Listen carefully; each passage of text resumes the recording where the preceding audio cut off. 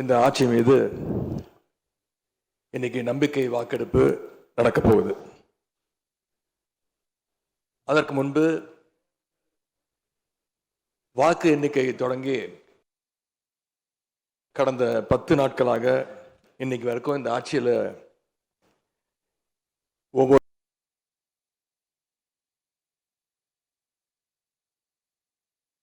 நாளும் என்னென்ன நடந்திருக்குங்கிறத எதிர்கட்சியாக சில விமர்சனங்களோடு இங்க வைக்க நான் விரும்புகிறேன். முதல்ல தமிழக வெற்றி கழகம் ஆட்சி அமைக்கணும்னு பெரும்பான்மையான மக்கள் உங்களுக்கு வாக்களிக்கவில்லை.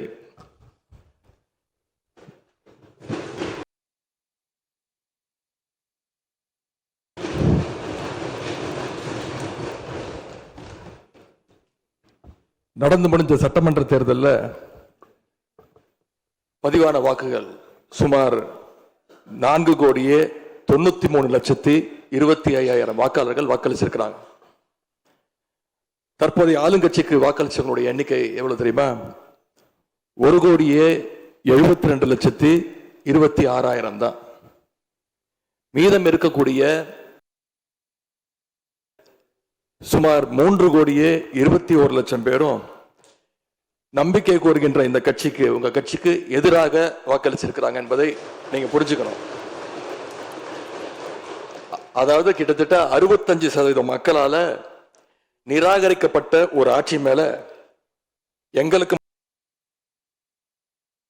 மட்டும் இல்ல, உங்களுக்கு வாக்களிச்ச மக்களுக்கே கொஞ்சம் கொஞ்சமா நம்பிக்கை குறைஞ்சிட்டு வருது. அடுத்து மிக முக்கியமான ஒண்ணு நம்பர்ஸ், மெஜாரிட்டிக்கான நம்பர்ஸ். நம்முடைய சட்டமன்றம் 234 உறுப்பினர்களை கொண்டது. மேஜிக்கல் நம்பர்னு சொல்லுவாங்க. 118 உறுப்பினர்களை கொண்ட ஒரு கட்சியோ ஒரு கூட்டணியோ தான் ஆட்சிக்கு வர முடியும். இப்ப நம்பிக்கை கோருகின்ற இந்த கட்சிக்கு, உங்க கட்சிக்கு அந்த நம்பர்ஸ் இருக்கான்னு கேட்டா இல்ல. 108 இடங்கள் தான் இருக்கு. அதுவும் அந்த கட்சியினுடைய தலைவர் மாண்புமிகு முதலமைச்சர் அவர்கள் தன்னுடைய வெற்றி குறித்த நம்பிக்கை இல்லாத காரணத்தினால 2 இடங்கள்ல போட்டி போட்டு அதுல ஒரு இடத்த இன்னைக்கு ராஜினாமாவும் செஞ்சிருக்கிறார். இன்னும் அந்த தொகுதி மக்களை சந்திச்சு, நேரில் சந்திச்சோ இல்ல ஒரு அறிக்கை மூலமாகவோ ஒரு நன்றியை கூட இன்னும் தெரிவிக்கல.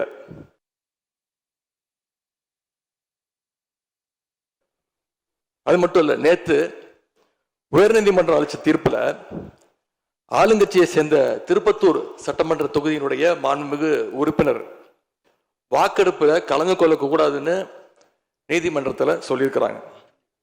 அதனால இப்ப ஆளுங்கட்சிக்கு வெறும் 106 இடங்கள் தான் இருக்கு.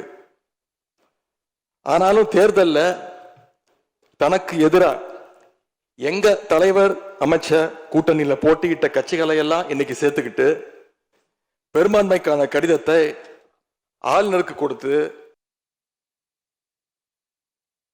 இன்னைக்கு இந்த ஆட்சி அமைக்கப்பட்டிருக்கு. இந்த ஆட்சிக்கு இன்னைக்கு ஆதரவு தெரிவிச்சிருக்கக்கூடிய இந்திய கம்யூனிஸ்ட் கட்சி, மார்க்சிஸ்ட் கம்யூனிஸ்ட் கட்சி, இந்திய யூனியன் முஸ்லீம் லீக், விடுதலை சிறுத்தைகள் கட்சிகளை சேர்ந்த மதிப்பிற்குரிய தலைவர்கள் எல்லாம் சொன்ன காரணம், இந்த ஆட்சியை நாங்க சப்போர்ட் பண்றோம் அப்படின்னு அவங்க சொன்ன காரணம், குடியரசுத் தலைவர் ஆட்சி அமைஞ்சிடக்கூடாது என்ற எண்ணத்துல உங்களுக்கு வெளியில இருந்து ஆதரவு தரோம் அப்படின்னு தெளிவா சொல்லியிருக்கிறாங்க. அதே நேரத்தில் இன்னொன்னு சொன்னாங்க, இப்பவும் அவங்க எங்க தலைவர் தலைமையிலான திராவிட முன்னேற்ற கழக கூட்டணியில தான் தொடருவோம்னு சொல்லியிருக்கிறாங்க.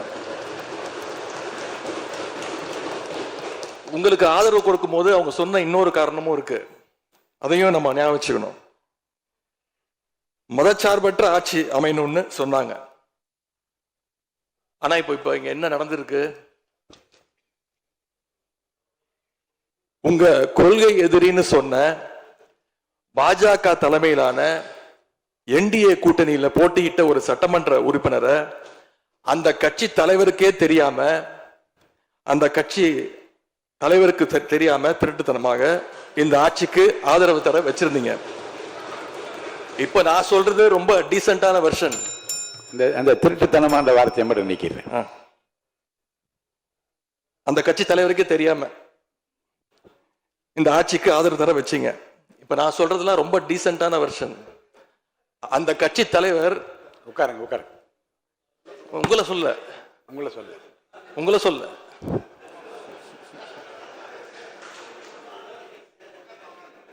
உட்காருங்க.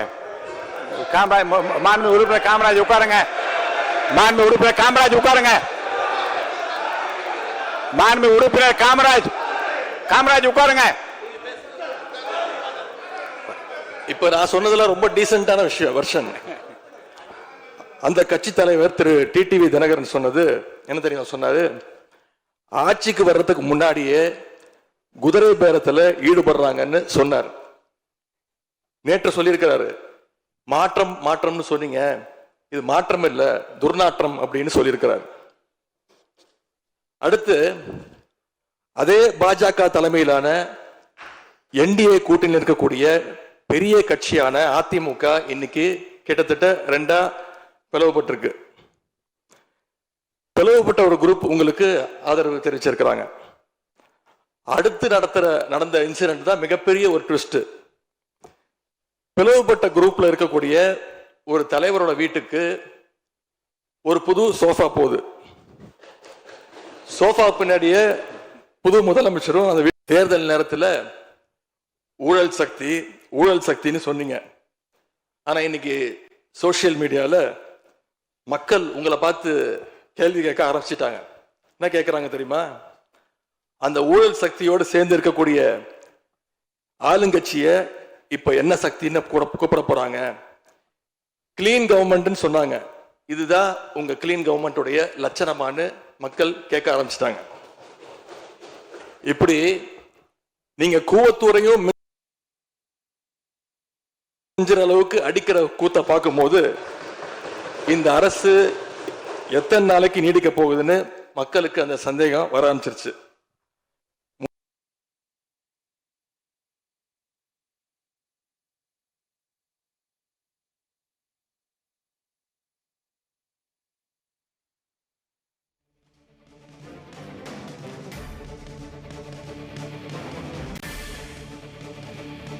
முதல் கோணலே முற்றிலும் கோணல்ன்ற மாதிரி உங்க நடவடிக்கை எல்லாமே இன்னைக்கு நடந்துகிட்டு இருக்கு. இப்படி எம்எல்ஏக்களை எல்லாம் கடன் பெற்று ஆட்சி நடத்துகின்ற முதலமைச்சர் தான் அளித்துள்ள போலி வாக்குறுதிகளை நிறைவேற்ற முடியாதுன்னு தெரிஞ்ச உடனே முந்தைய அரசு, அதாவது எங்களுடைய அரசு வளர்ச்சிக்காக பெற்ற கடன் குறித்து தவறான கருத்துக்களை தந்து மக்களை இன்னைக்கு திசை திருப்ப முயற்சி செஞ்சு கொண்டிருக்கிறார். பெரும்பான்மையும் இல்லாத, அரசியல்ல அடிப்படை நேர்மையும் அல்லாத இந்த அரசு நல்லாட்சி தரும், தமிழ்நாட்டு மக்களுடைய உரிமைகளுக்காக போராடும்னு மக்களுக்கு துளியும் நம்பிக்கை இல்லை. முக்கியமான ஒரு விஷயத்தை இங்க நான் பதிய வைக்க விரும்புகிறேன். உங்களுக்கு ஓட்டு போட்ட மக்களே நடக்கிறதையெல்லாம் பார்த்துட்டு ஒரு பெரிய தப்பை பண்ணிட்டோமோன்னு இன்னைக்கு வருத்தப்பட ஆரம்பிச்சிட்டாங்க. மக்களுடைய அந்த உணர்வை வெளிப்படுத்தும் விதமா இந்த ஓட்டெடுப்பில் கலந்துக்காம திராவிட முன்னேற்ற கழக உடன்பிறப்புகள் உறுப்பினர்கள் நாங்க வெளிநடப்பு செய்ய போறோம். நாங்க வெளிநடப்பு செஞ்சாலும் அதனால பேரவையுடைய எண்ணிக்கை அளவு குறைஞ்சு நீங்க நிச்சயம் இந்த வாக்கெடுப்புல வெற்றி பெறதான் போறீங்க. அப்படி வெற்றி பெற்ற பிறகாவது மக்களுடைய நம்பிக்கையை காப்பாற்றுற மாதிரி உங்களுடைய பணிகள் இருக்கணும், உழைங்க. எங்க தலைவர் திரு முத்துவேல் கருணாநிதி ஸ்டாலின் அவர்கள் கடந்த 5 வருஷமா ஒவ்வொரு குடும்பத்துக்கும் பார்த்து பார்த்து திட்டங்களை நிறைவேற்றி கொடுத்தார். அந்த திட்டங்களை எல்லாம் நீங்க தொடரணும். தயவு செஞ்சு அதில் அரசியல் செய்ய வேணாம். ஏன்னா இந்த மாசம் 15ஆம் தேதி கலைஞர் மகளிர் உரிமை தொகை 1,31,00,000 தாய்மார்கள் காத்துக்கிட்டு இருக்கிறாங்க. இந்த 1000 ரூபாய் வருமா அப்படின்னு காத்துக்கிட்டு இருக்கிறாங்க. அதே மாதிரி புதுமை பெண் திட்டம், தமிழ் புதுவன் திட்டங்கள்ல காலேஜ் போற ஸ்டூடெண்ட்ஸ் அவங்களுக்கு வர மாசம் வர கல்வி ஊக்கத்தொகை 7ஆம் தேதி கொடுத்துருக்கணும். இது வரைக்கும் வரல, அவங்களும் காத்துக்கிட்டு இருக்கிறாங்க. இப்ப ஸ்கூல் இல்லைனாலும் ஜூன் 2ஆம் தேதி ஸ்கூல்ல ரீஓபன் பண்ண போறாங்க. அப்ப காலை உணவு திட்டத்துக்காக பள்ளி மாணவர்கள்லாம் காத்துக்கிட்டு இருக்கிறாங்க.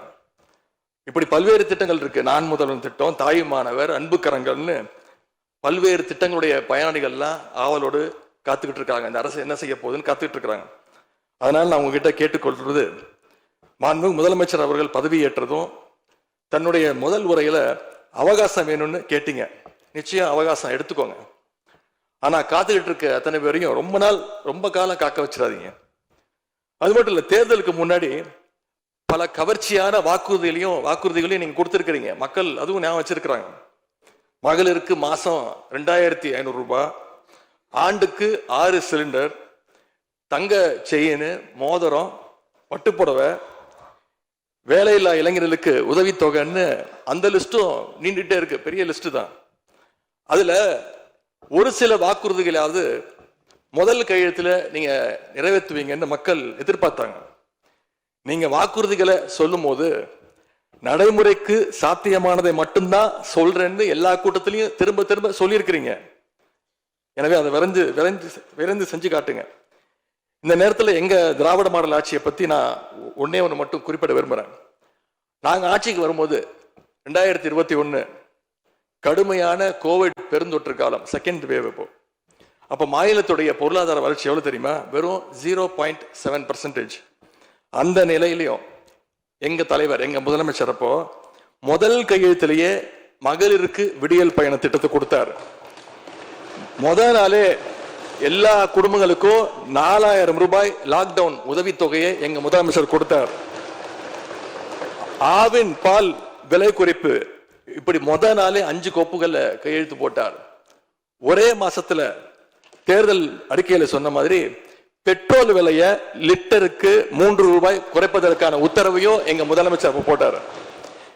இப்படி கடுமையா உழைச்சதுனாலதான் இன்னைக்கு 5 ஆண்டு முடிவில் இந்தியாவிலேயே பொருளாதார வளர்ச்சியில நம்பர் 1 மாநிலமாக இன்னைக்கு தமிழ்நாட்டை எங்களுடைய தலைவர் மாத்தி காட்டியிருக்கிறார். நாங்க நம்பர் 1 மாநிலமா மாத்திட்டு தான் ஆட்சியை விட்டு போயிருக்கோம். உங்க ஆட்சியை பொறுத்த வரைக்கும் வெறும் இன்ஸ்டாகிராம்ல ரீல்ஸ் ஆட்சியா இல்லாம ரியல் ஆட்சியா நடத்துங்க. அது மட்டும்தான் மக்களுடைய கோரிக்கை. எங்களுடைய தலைவர், திராவிட முன்னேற்ற கழகத்துடைய தலைவர் முத்துவேல் கருணாநிதி ஸ்டாலின் அவருடைய கட்டளையின்படி நீங்க ஆட்சியை தொடர நாங்க தடையா இருக்க விரும்பல. அந்த வகையில பேரவையிலிருந்து நாங்க வெளிநடப்பு செய்யறோம். நன்றி, வணக்கம்.